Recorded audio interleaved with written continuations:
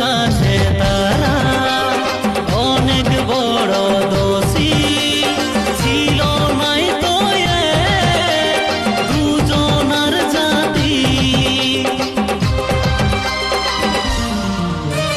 ভালোবাসায় খুঁজল হইল শুধু দুঃখী মনে জাগিল জিদ হয়ে বাঁচব পরদেশী কারো কথা না শুনে চলে গেল গোপনে অজানা এক শহর।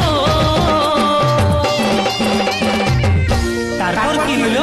তারা কি এক হয়ে গেল? একজন হইল রে রানী আর একজন পাগল।